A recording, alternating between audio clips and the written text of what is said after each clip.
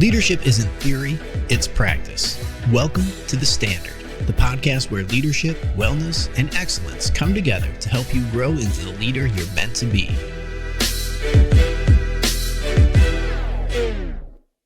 Hello and welcome to The Standard. I'm your host, Raymond Hall. Today we're tackling a sector where the line between peak performance and catastrophic failure is razor thin: sports gambling. Let me be clear.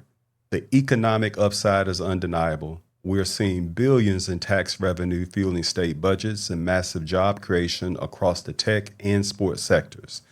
This is clearly an economic win. But as any veteran leader knows, rapid growth without a structural foundation is a recipe for collapse. Joining me today is Daniel Umfleet, CEO of Kindbridge. Daniel is at the forefront of the governance side of this growth, working at the intersection of mental health and high-tech intervention. Daniel, welcome and thank you for joining. Yeah, thank you very much for having me. Awesome. Nice to be here. Let's just dive in. Daniel, and we've talked about this, but sports betting is a revenue machine. That's undeniable. From a leadership perspective, we can't ignore the financial benefits. It's revitalized fan engagement. It's created entirely new industries. But where's the biggest disconnect between this economic acceleration that we're seeing and the human infrastructure required to support it? I think the lack of understanding in who plays what role when something goes wrong in situations like this for individuals who are high performance mindset focused on outcomes and trying to understand math and move around their targets as they think through what their opportunity is to maximize their returns.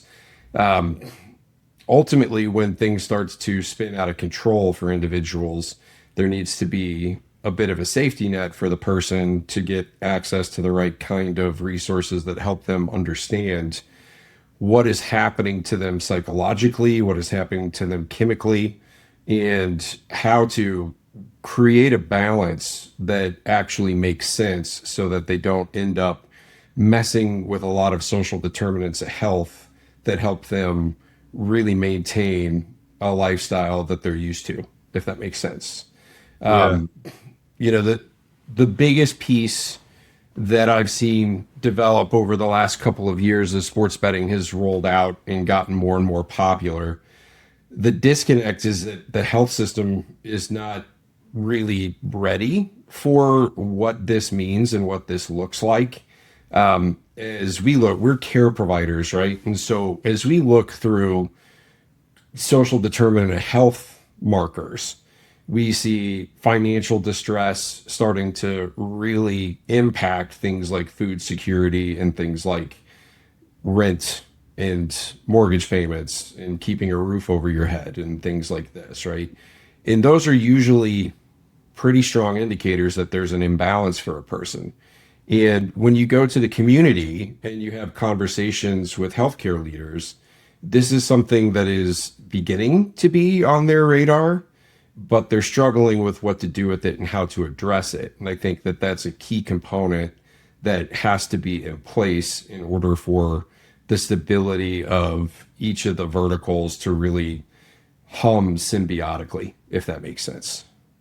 Yeah, it totally does, Daniel. And let's keep it there for a moment, because in my experience as a global corporate executive, the biggest blind spot is reactivity. Leaders often treat harm as a compliance issue to be mitigated after something breaks, is what you were describing earlier. Yeah. But what does proactive left the bang leadership look like in the gaming space today? Specifically in the gaming space, there's a lot of movement towards responsible gambling tools, which is not really a term that most of the American public is familiar with, right? But a lot of activity gets tethered back to money in frequency of deposits, frequency of withdrawals, time of day of deposits, time of day of withdrawals. Is the individual, awake at 3 o'clock in the morning, which gives us a good clue that there might be some insomnia creeping in, which is also a sign. And really trying to build safeguards in a way that proactively encourage a person to be more mindful of the way that they're engaging with the platform from a money perspective, right? From a mental health perspective, I think we've got some distance to go before we start seeing, I think, proactive mental health messaging and finding the right balance between, hey, this is a sports book that's trying to expand its reach and expand its market share, while at the same time encouraging its player base to, take it easy and make sure that their mental health markers are in line, right? So I think we've got a ways to go on that. But, on the responsible gambling front and then on the legislative front, we do see a lot more activity now than we've ever seen before, right? There's more bills going through legislation that put more guardrails in place. There's challenges to everything from push notifications on the phone to advertising during certain hours of the day that are cropping up in a handful of states. There's legislative bills that are in play that are encouraging to see that they're mandating that insurance companies allow for coding for this particular issue, in a way that we can start to see some visible data. So there's a lot going on. And I would say the industry is incentivized in some different ways to make sure that its players stay safe from a monetary perspective. And I think those restrictions continue to get tighter as things continue to develop. And I think the reason for that is we're seeing a lot more people who are understanding that gambling can disrupt their lifestyle, gambling can disrupt their mental health, gambling can disrupt their well-being, and they're starting to talk about it. And we're hearing from community providers across the country that these are issues that are now talked about on a much more routine basis compared to what they were 3 years ago. And as that chatter continues to bubble up, that just means healthcare has to respond. And one of the things that you hit on in the question, the response from healthcare, while it has been slow, it's also had a lack of data understanding this population for a very long time. The more data that's collected on individuals who are presenting with these types of issues, the better chance we have of getting the right kind of care continuum in place across the healthcare sector. But that's going to take time, right? So where we try to wedge in is understanding that it's going to take time for the evolution of responsible gambling. It's going to take time for the evolution of legislation. It's going to take time for the evolution of the healthcare system responding and setting up the necessary architecture and infrastructure for it.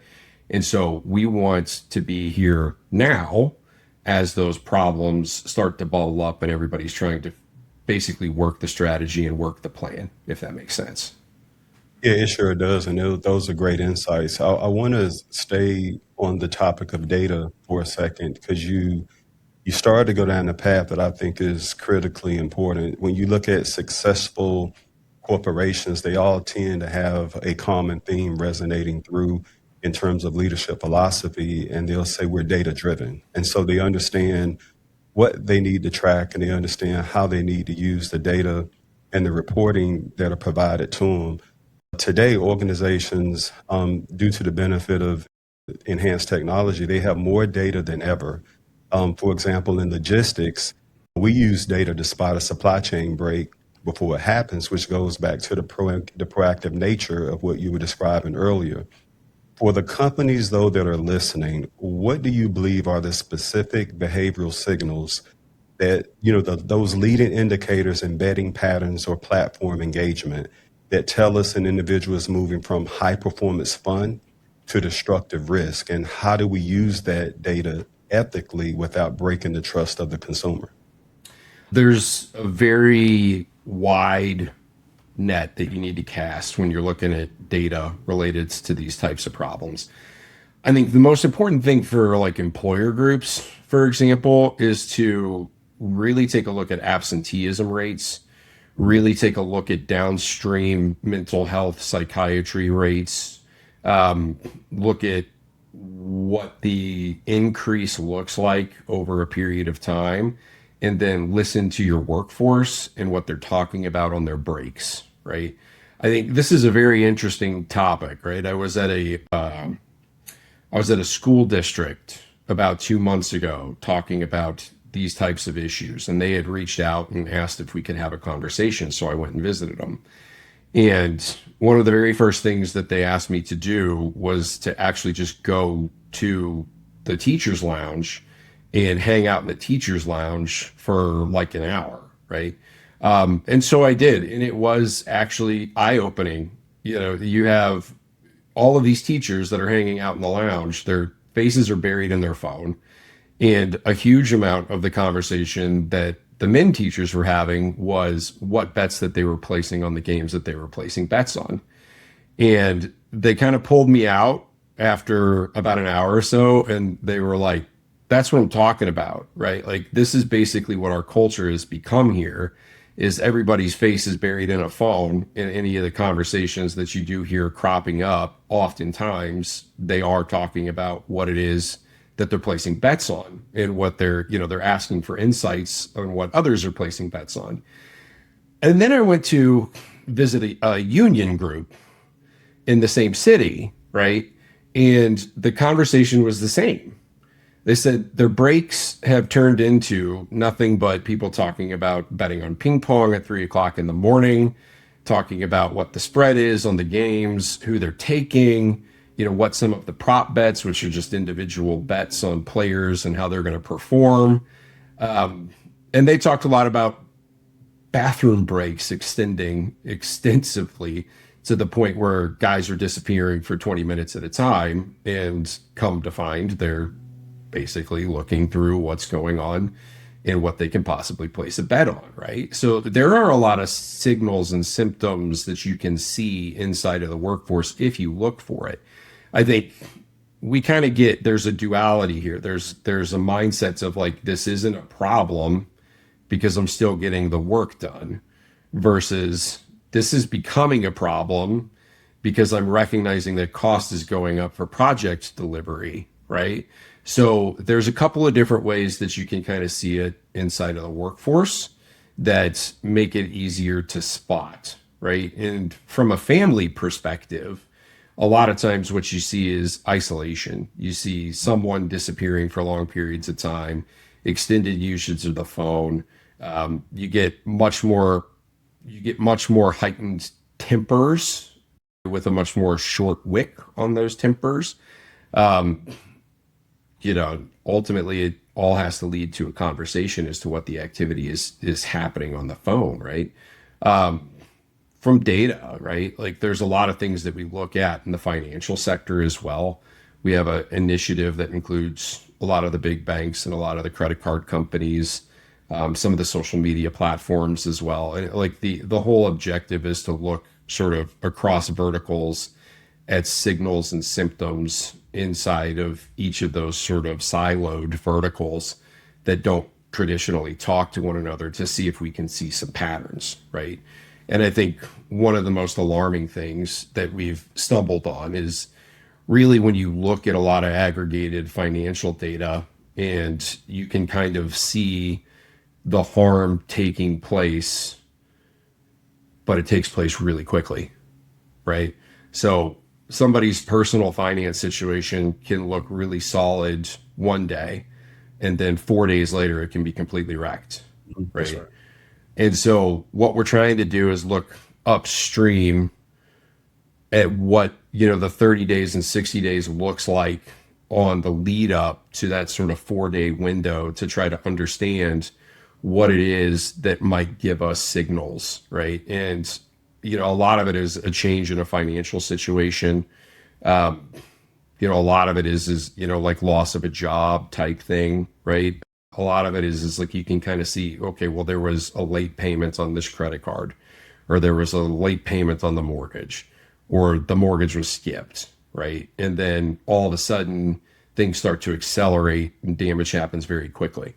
Now, like, it's also important to point out, this does happen to an incredibly small amount of people compared to when you look at the whole population size, but it's enough people where the damage is significant. And then usually when you see the damage happening with the person, it's not just the person that's impacted, it's everyone around the person. So, basically you can consider a metric of like, for every one gambler, there's going to be 7 to 8 individuals additionally impacted, if not more. Right. So there's a lot of reason to have the conversation early. There's a lot of reason to promote screening early. There's a lot of reason to put programming in place that helps people talk about this on the regular.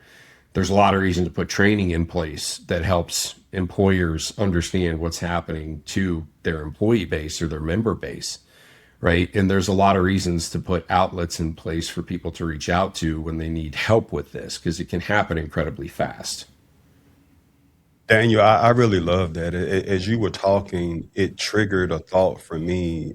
In my experience as a global CHRO, we believe that our frontline managers that's where the rubber hits the road. They know the employees better than the people that are sitting at the executive level intimately. But the way we train them probably needs to be re-engineered. And so because the things that employees are facing today are very different than the things that we're facing tomorrow.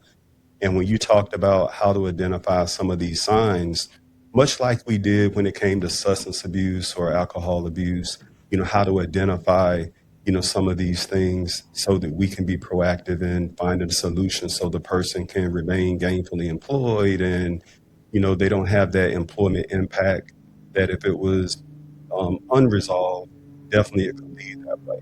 We've seen headline after headline where we've had people who had access to companies' financials that were making bad decisions, and at the core of it could have been an addiction like we're talking about, today.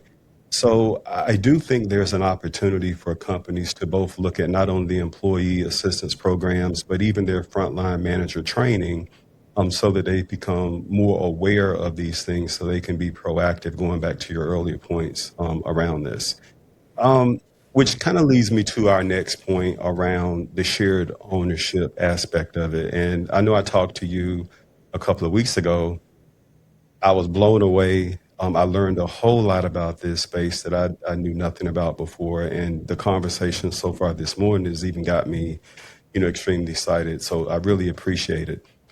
The responsibility in this space, though, feels very fragmented. You touched on it a little bit. But in a high-performing ecosystem, somebody's got to own the result. Do you think the health of the player is the responsibility of the operator, the regulator, or the healthcare provider? And when this is working well in practice, not theory, what does a successful collaboration between a tech platform and a clinical provider like Kindbridge actually look like? It's a really good question. And again, you got to cast a really wide net to sort of fully understand the scope of what's going on, right? And so I think every individual vertical really has their own level of responsibility here, right? There's a level of responsibility that the operators have on their parts for some level of consumer protection and player protection, understanding the unhealthy behaviors that are being displayed amongst the group of people who are playing on their platform, and then making sure that they're taking the right steps to help that person avoid it and then recover when there is a problem, right? I think from the legislative and the regulatory perspective, there is a ownership that is required on that piece to collect and understand that data, and then write rules in legislation that make sense to put safeguards in place. I think on the employer side, it's our job to make sure that the health of our employees is always as top-notch as it can possibly be. The thing that often we talk about in the employer world is, there's a lot of stress that stems from our jobs. And so the stress that comes from our jobs has to be taken care of in a very efficient and effective way, right? Adding the layer of complexity of a digital dependency with a behavioral addiction to the mix is a new challenge that every employer is going to be facing. I mean, we are totally entering the age where a growing percentage of the workforce are digital natives. They never grew up with, a corded telephone. They've always seen a screen. They're always interacting with screens, and technology is part of their everyday life, right? And understanding that and the impact that that has from an occupational health perspective is extremely important. And also, leadership has to understand that there is a generational gap between the way that leaders that are in their 40s and 50s interact with tech versus the way that the 20 and 30-year-olds interact with tech, right? And so we have to close that gap so that we get to a level of understanding and also know how to address the training that goes on in our own companies to make sure that we're providing the right types of safeguards and the right types of outlets. All too often I come across employer groups that, hey, our health plan is our health plan. That's what we chose. I'm not sure what's in it. I don't know what they get from a mental health perspective. I know they get something, but I'm not sure. And I think there's an addition of, another product that they can tap into for free support. I think we have to be a little bit more aware of what these programs entail. And I think we also have to really tailor in what the future generations of work are going to be dealing with. And, it's not just gambling. The things that we see social media dependencies. We see, lots and lots of doom scrolling. Like, this is applicable across a bunch of different potential behavioral problems, right? We see pornography issues as well, right? Like, basically anything that you may be interacting with on sort of a quiet basis that's not disrupting your life, when you end up in a situation where you're dealing with trauma or you're dealing with grief, all too often the phone becomes the coping mechanism. And instead of just sitting with yourself and letting your brain rest, all too often we're picking up that phone and we're crawling into something that helps us take our mind off of something for a little while, right? And so coping and understanding how to recover and heal is also changing because of the way that we're interacting with the devices on a routine daily basis now. And a lot of individuals that we see that come to us for help, we have to unwind the way that they think about their relationship with their device, right? And we have to unwind the way that they think about coping in trauma and grief situations and help them understand that these types of things are not good things to crawl into when you're dealing with a bout of depression, because it amplifies the situation and can potentially make your financial situation very insecure. This episode of The Standard is brought to you by Aurelius Global, LLC. Through its business and HR consulting division, Aurelius Global helps organizations strengthen leadership capability, improve workforce performance, and build cultures where excellence becomes sustainable, not accidental. If your organization is developing emerging leaders or navigating complex growth challenges, Aurelius Global delivers practical solutions grounded in real-world operating experience. Learn more at aureliusglobal.tech. Daniel, I think we probably should come up with our own show called Kindred Spirits, because just listening to you, I feel the passion, and you probably have the same belief I do, that when it comes to the role of the manager or the role of the leader, that expectation for them has changed. I don't know whether it was, the COVID impacts where the whole leadership competency model was flipped on its head, where it used to be, being a business strategist or financial or business acumen were the things that you were looking for, to now it's more empathy. It's more of some of the things that we're talking about now that are more important. And it's really irrespective, whatever industry you're in, it doesn't matter. They're all people-driven industries because our people are the ones delivering the results. And if you have leaders that don't understand this, if you have leaders that don't even understand basics in terms of what's available for my people if they need help, they're probably a liability for your organization. And so I really appreciate your thinking behind that. On this show, we celebrate that all-in mentality. But there is a point where that competitive fire becomes a liability. For leaders in sports and gaming, how do you build a culture that promotes winning and high performance without unintentionally reinforcing harmful addictive habits? Yeah, you have to help people understand where to draw the line, right? Like, and you have to use, I think, real life scenarios. I think a really good one. Like, we've done work with a peak performance group out of Arizona on several occasions with some NCAA schools and some professional teams, right? And when you start talking to them and you start hearing the banter and the back and forth and the locker room talk, and you start understanding the way that they think about what peak performance means to them and how they need it every day to show up in their job, there are some themes that really start to bubble to the top. And I think we all know them, right? It's repetition, it's practice, practice, practice. It is hone your craft. It is make yourself the best that you can possibly make yourself at all costs, right? Like, that is effectively your job, is to function at a very high performance rate at all times when you need to, and be able to turn it on like that. And I think all too often what we see is transitional periods between a career of absolute high performance and transitioning into something at a more, let's call it, normal speed, right? And individuals in those mindsets tends to take that mindset of, I can become the best at this, right? Like, I can become the best poker player. I can become great at sports betting, right?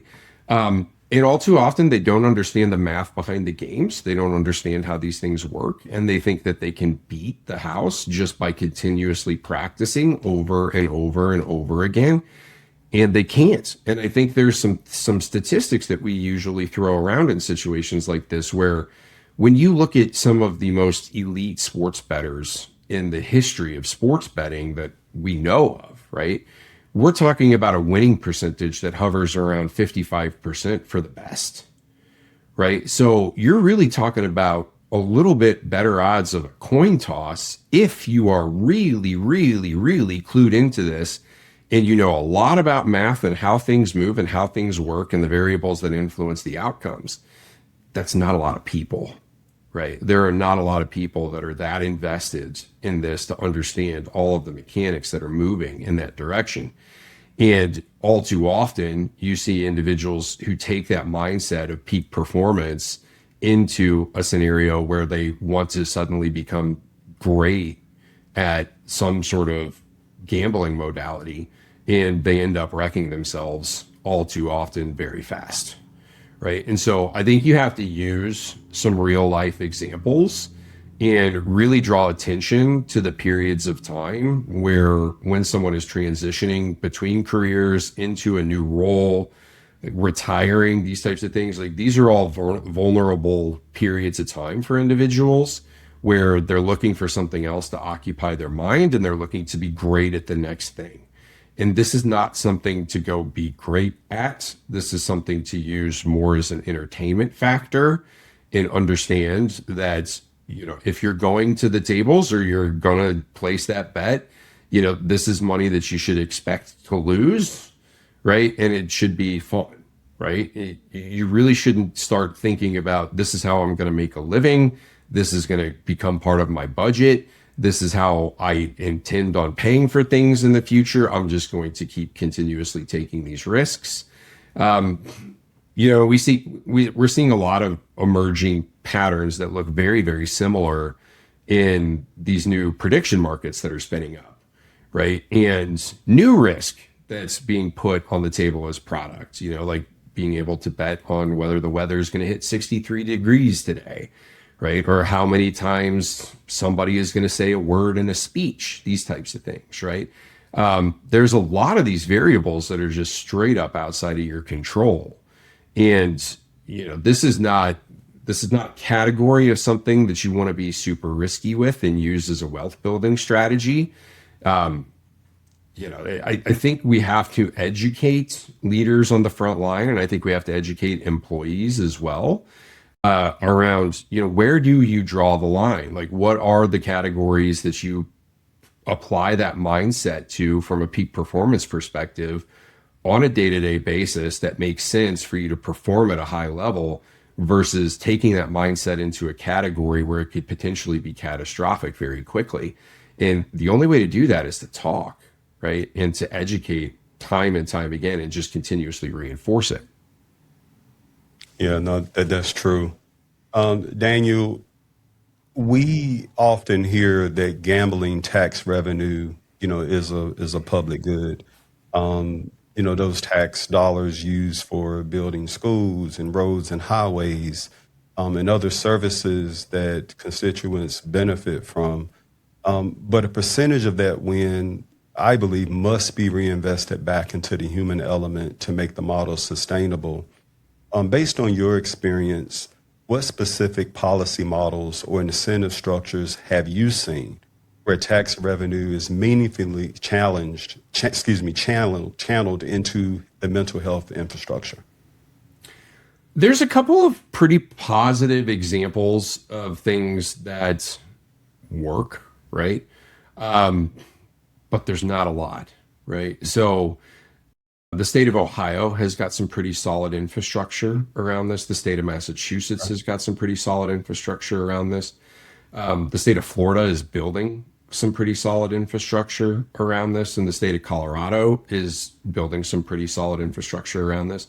But you see gaps everywhere. I think one of the things that I've noticed, especially this legislative cycle, right, is it feels to me like states are becoming very dependent on this tax revenue because they're not generating it in other areas, right? And there are a lot of, prop bets are a very hot topic that are being discussed, right? So basically placing a bet on an individual's performance, parlays that are prop bet oriented, where you're placing multiple bets on multiple individual performances.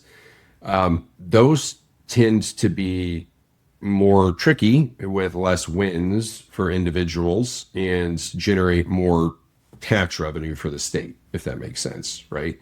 And we've seen a handful of states back off from putting restrictions on prop bets because they're recognizing that those bets will eat into their budget pretty substantially, right? And so I think we have to have a conversation about dependability on revenue sources coming from just, the size and scale of it coming from just this vertical, right?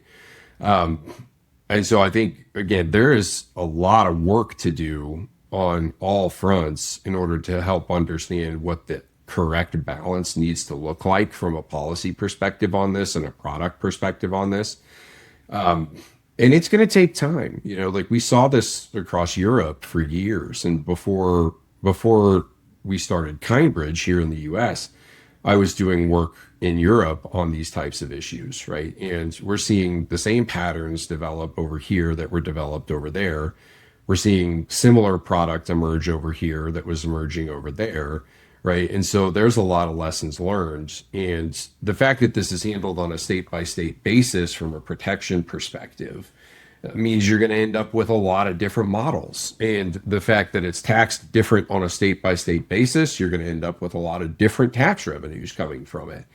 There's going to be different amounts of contributions coming from different states, right? And so governments are going to have to, I think, really take a look at what's going on out in the community and how healthcare is responding and get a good sense of, okay, what amount of dollars do actually need to be put back into shoring up the necessary resources, right? Because the thing with this, and like we saw this with other sort of slow to respond situations in the US when it comes to healthcare, is until there's funding in place to actually support the health system building out the infrastructure and the architecture, it's pretty hard to build the infrastructure and the architecture in the healthcare space unless you're getting some sort of support, right? And when you're talking about, some states have very little in terms of dollars that flow into programming for these types of issues. Some states have more dollars than others, and some states have plenty of dollars that can go flow into situations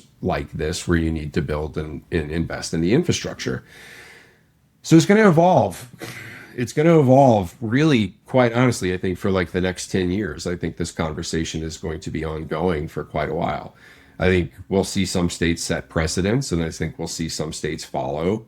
I think we'll still see plenty of slow adopters, and still see plenty of states that don't adopt, right? So it's going to be an ongoing issue for quite a while. Yeah, I agree.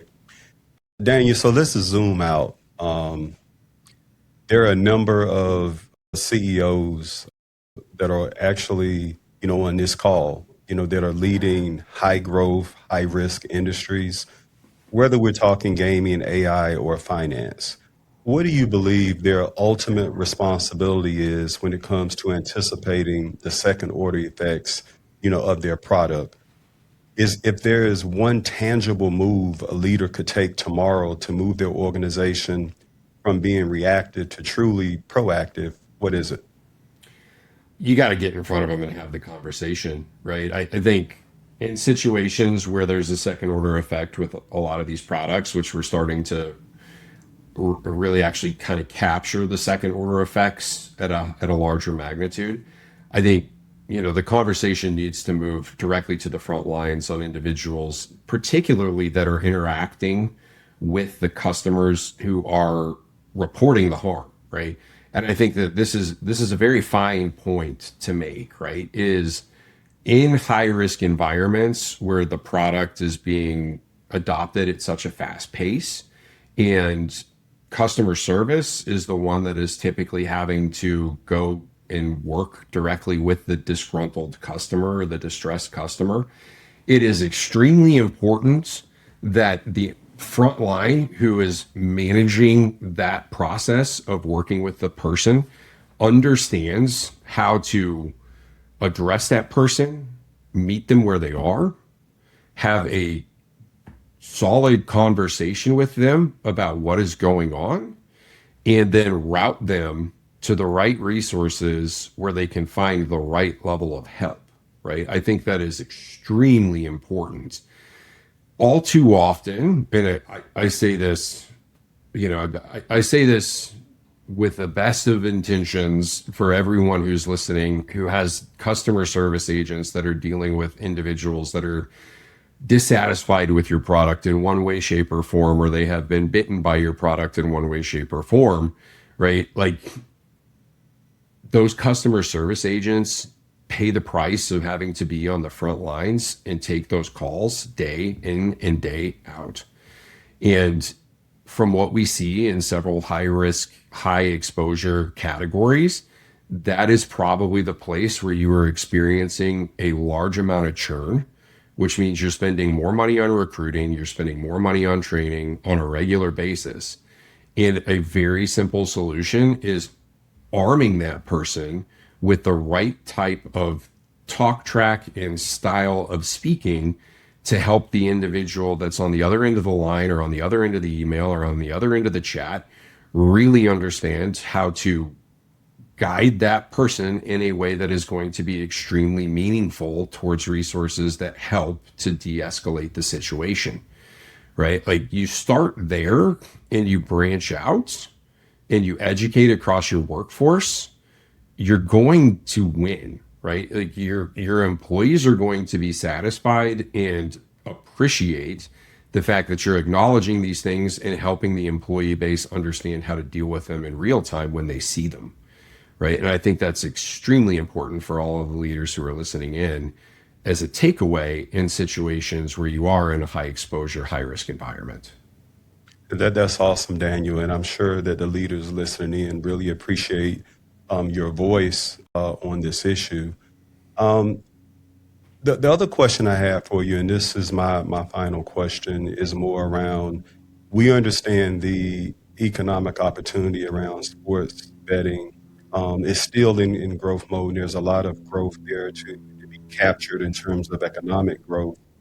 We also now understand some of the downsides and the need to have a really good infrastructure in place to be able to support it. So it creates a win-win.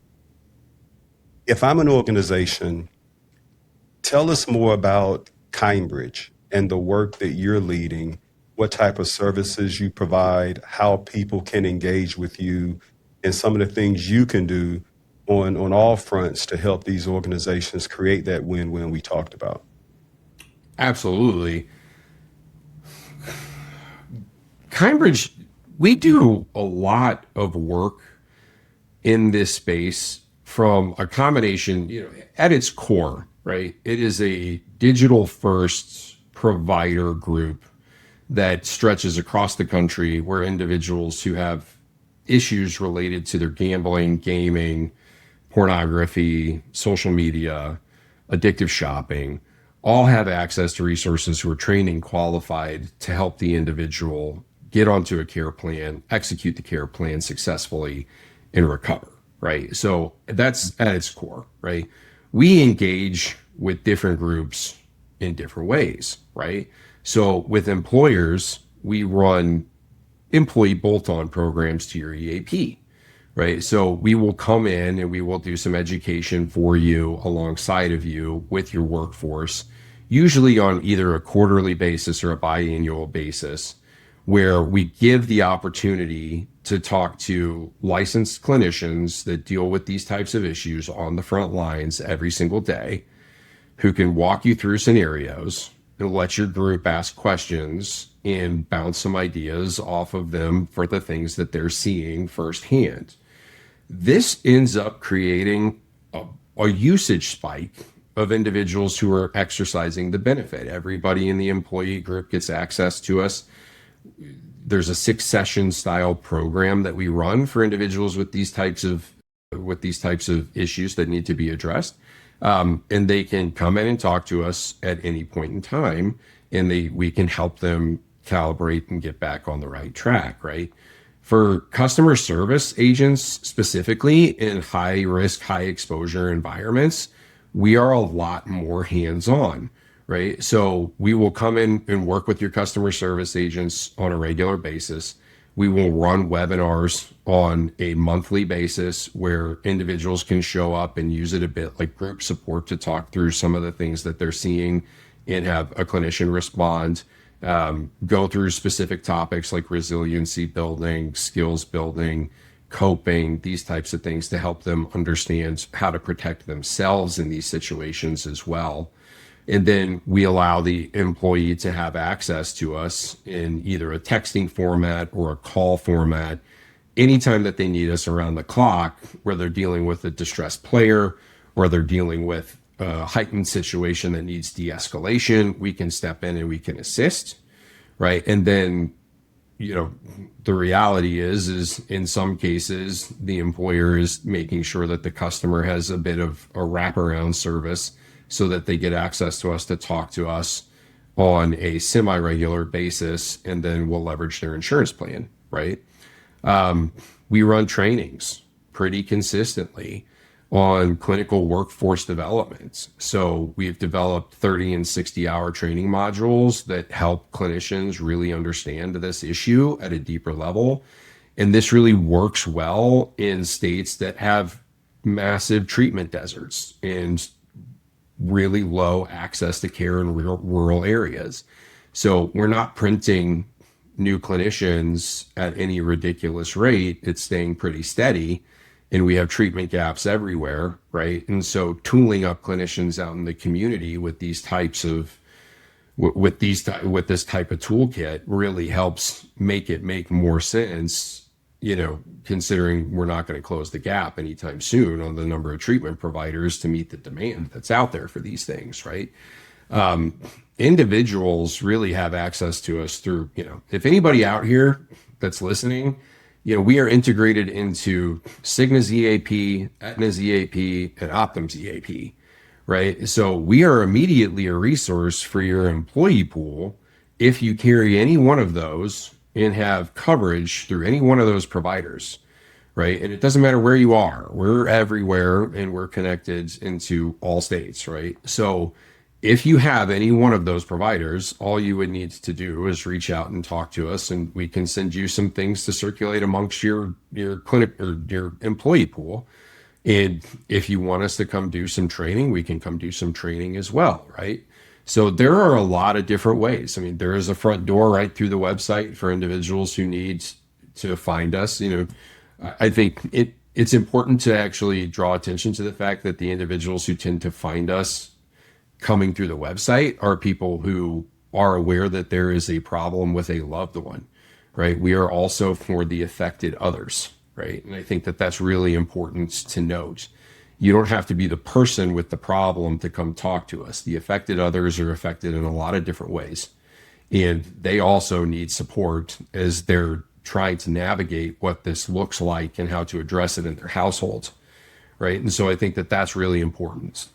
People out there who are listening who are an affected other, there are places where you can come and have a conversation virtually, anonymously, easily, where you can start getting some guidance on issues like this and how to navigate it inside of your own household, right? And so I think, with companies, typically what our style is we come in and listen to what it is that you guys are dealing with on the front lines, and we will tailor a program to what it is that you need. Whether it's, you need peer support and you need to let your employees have an outlet to access peer support groups, whether it's individual counseling, family counseling, couples counseling, whatever it is, however it's impacting your organization, we can find a fit for you. And at the end of the day, there's a backup payer for when people need to go into longer term care and do more with a longer term care plan, dealing with the comorbidities and the co-occurring addictions that are always present when individuals present with these problems, right? Happy to talk to anybody whenever anybody's ready to have the conversation. I think now's the time. I know we're a little early in thinking about what plans we're going to enroll for our employees for next year, but might as well start the conversation early. And, if you're in a high exposure, high risk vertical and interested in bringing services like this to your employees, then now's the time to do it, because this is just going to keep growing and growing and growing in terms of the size and the scale of the issue. And the quicker you get out in front of it, the quicker you start controlling some of your occupational health costs. No, absolutely. And I think the timing is actually good. This is generally the time of the year when employers and their benefits teams start looking at what they want to do next year in terms of services provided and doing the cost analysis and all of those sort of things. So I think the timing is perfect. In terms of the availability or the accessibility of your services, is it only in the U.S. if I'm a global organization? Because the accessibility to these tech platforms for engagement is there's worldwide access. When you described the services that you offer companies, do you also offer that across the globe, or is there a plan to do that in the future? Kind of what's your thinking there? So we're available in Canada as well. We are building and have started deploying in beta phase an AI bot that deals with these types of topics in a very educational and interactive manner that can be tailored specifically to start routing individuals towards the right kind of resources depending on where you are. The bot is extremely easy to deploy. It also comes with a resource hub where we provide educational content on these topics, educational and tutorial videos on how to address these topics and think about these topics. And we cover a wide variety of topics in the way that this impacts different populations, everything from military population to athlete population to general population. And for international clients, we can very easily tailor something that makes sense as a resource hub with activity or with the ability to plug in the AI, and the AI works in 15 different languages. Okay. So there's a lot that we can do to think about expansion beyond the US and Canada. But from a clinical pool perspective, we are rooted in the US and Canada. Not to say we're not going to branch out farther than that, right? But at this moment in time, US and Canada is where you have direct access to the clinical network that specializes in these issues. From an education, training, and resource perspective, there are things that we can do to support international customers as well. No, thank you. And Daniel, thank you for your time, today in a very much needed and impactful, conversation. The growth of sports betting is a powerful economic story, but the legacy of this era will be defined by the leaders who build safeguards into the system. High performance isn't just about the score, it's about the health of the players. So I really appreciate you coming in and setting the standard. And to our audience, aim high, lead well, and always set the standard. I'm Raymond Hall, your host for The Standard. Until next time. Thanks for listening to The Standard. If today's episode gave you something you can apply immediately, share it with someone who's stepping into leadership or working to grow without burning out. And remember, excellence isn't something you wait for. It's something you practice every day.